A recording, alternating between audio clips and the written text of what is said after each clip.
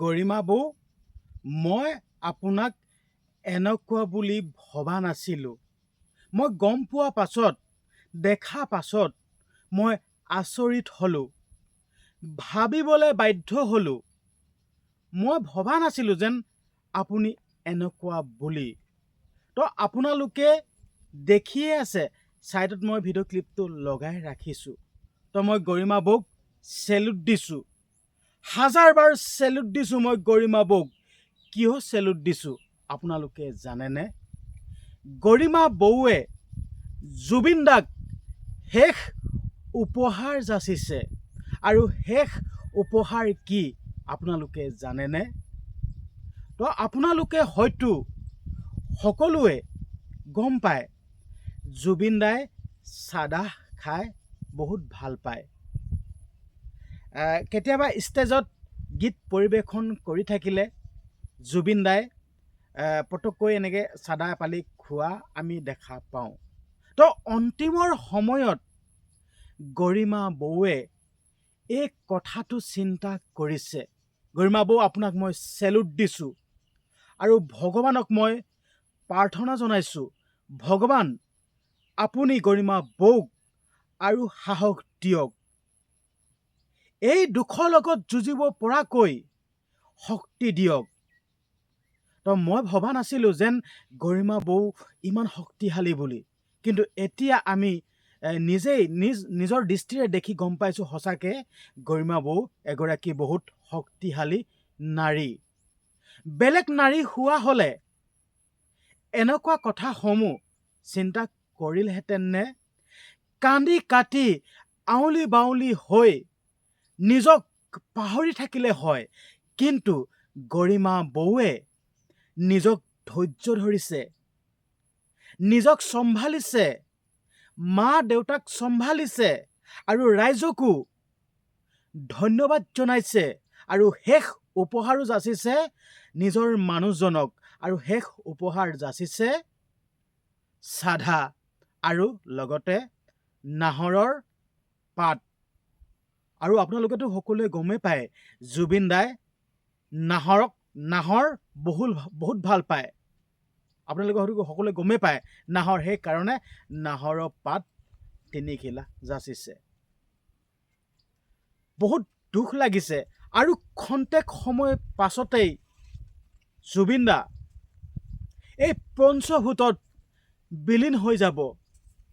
আমি আৰু কেতিয়াও জুবিন দাক নাপাওঁ।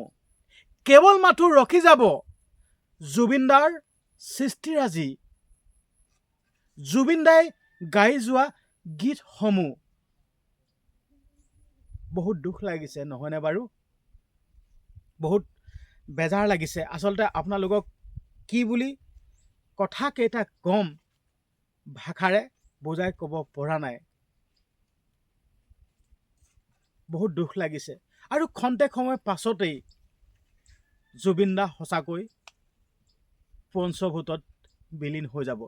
বিশ্বাস হোৱা নাই, সঁচাকৈ বিশ্বাস হোৱা নাই। বহুত দুখ লাগিছে, বহুত বেয়া লাগিছে। তাতোতকৈ ধন্যবাদ দিছোঁ গৰিমা বৌক। সঁচাকৈ গৰিমা বৌ এগৰাকী বহুত শক্তিশালী নাৰী,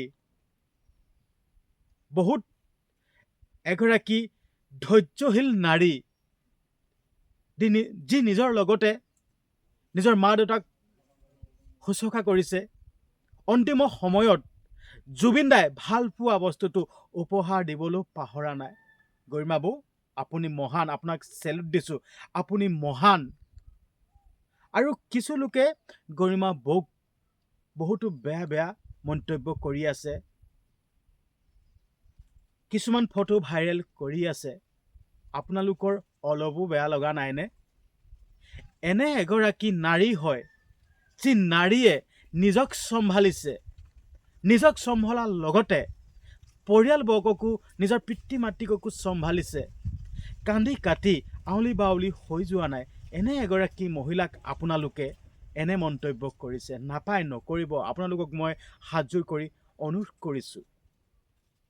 মই কৈছোঁৱে আপোনালোকক, কিছু সময়ৰ পাছতেই পঞ্চভূতত বিলীন হৈ যাব মৰমৰ জুবিন দা সকলোৰে প্ৰাণৰো প্ৰাণ, হিয়াৰ আমঠু, চেনেহৰ মণি, বুকুৰ কুটুম, সাৰ্থক জুবিন গাৰ্গ পঞ্চভূতত বিলীন হৈ যাব। লাখ লাখ অনুৰাগী সমাধিৰ ক্ষেত্ৰত গৈ উপস্থিত হৈছেগৈ। লাখ লাখ অনুৰাগী। বহুত দুখ লাগিছে আচলতে। কি বুলি ক'ম আপোনালোকক। তো আপোনালোকক মই এটাই অনুৰোধ কৰিছোঁ, সকলোৱে এই ভিডিঅ'টোৰ তলত ওম শান্তি বুলি কমেণ্ট কৰিব অনুৰোধ কৰিছোঁ। আপোনালোকে জুবিন দাৰ কাৰণে, জুবিন দা অমৰ হ'বৰ কাৰণেই আপোনালোকে সকলোৱে কমেণ্ট বক্সত ওম শান্তি বুলি কমেণ্ট কৰিব, যাতে জুবিন দা আকৌ পুনৰ জনম হয়, আকৌ জন্ম লৈ আমি জুবিন দাক আকৌ পাওঁ। সেইকাৰণে আপোনালোকক অনুৰোধ কৰিছোঁ, হাতযোৰ কৰি অনুৰোধ কৰিছোঁ, ওম শান্তি বুলি কমেণ্ট বক্সত লিখিবলৈ নাপাহৰিব। আৰু লগতে এই ভিডিঅ'টো আপোনালোকে শ্বেয়াৰ কৰি দিব।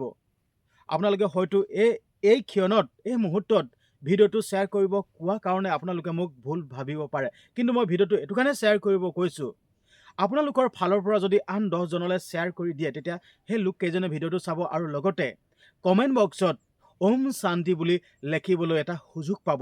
সেইকাৰণেহে মই আপোনালোকক অনুৰোধ কৰিছোঁ, আপোনালোকে ভিডিঅ'টো শ্বেয়াৰ কৰি দিয়ক। জুবিন দা অমৰ হ'ব লাগিব আৰু অমৰ হৈ থাকিব লাগিব।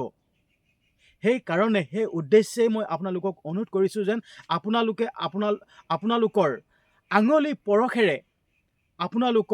আঙুলি পৰশেৰে জুবিন দাৰ কাৰণে ওম শান্তি বুলি লেখক আৰু লগতে জুবিন দা অমৰ হওক বুলি লিখি দিব। জুবিন দা অমৰ হ'ব লাগিব, এইটোৱে ক'লোঁ।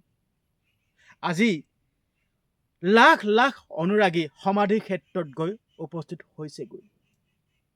আৰু আপোনালোকক কৰজোৰে অনুৰোধ কৰিছোঁ, মোৰ আইসকল, মোৰ বাইসকল, মোৰ ভনীসকল, মই আপোনালোকক অনুৰোধ কৰিছোঁ, দ্বিতীয়বাৰৰ বাবে গৰিমা বৌক আপোনালোকে এনে বেয়া মন্তব্য নকৰিব।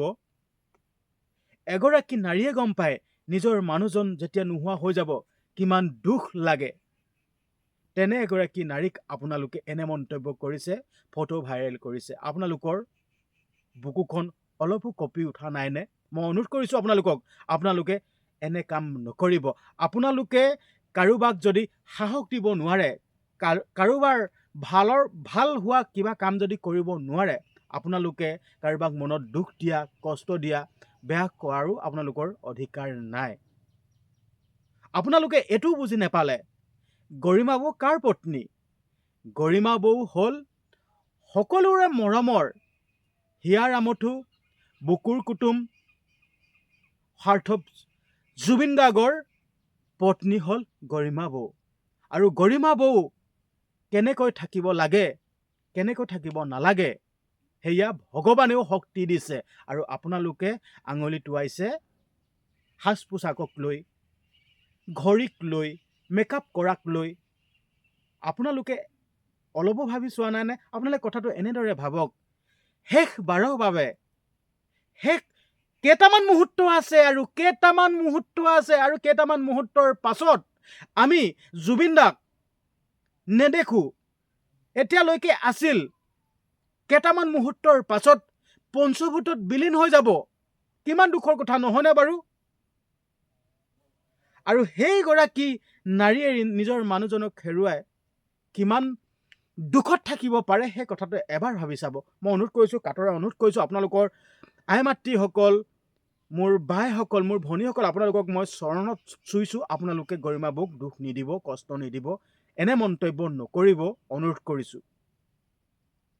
গৰিমা বৌক সাহস দিয়ক। পাৰিলে ভগৱন্তৰ ওচৰত প্ৰাৰ্থনা জনাওক যেন গৰিমা বৌক সাহস দিয়ক, এই দুখৰ লগত যুঁজিব পৰাকৈ শক্তি দিয়ক। মই অনুৰোধ কৰিছোঁ আপোনালোকে প্ৰাৰ্থনা জনাওক। আৰু শেষত মই আকৌ ক'ব বিচাৰিছোঁ, ওম শান্তি বুলি কমেণ্ট বক্সত লিখিবলৈ নাপাহৰিব। জুবিন দা অমৰ হওক লিখিবলৈ নাপাহৰিব।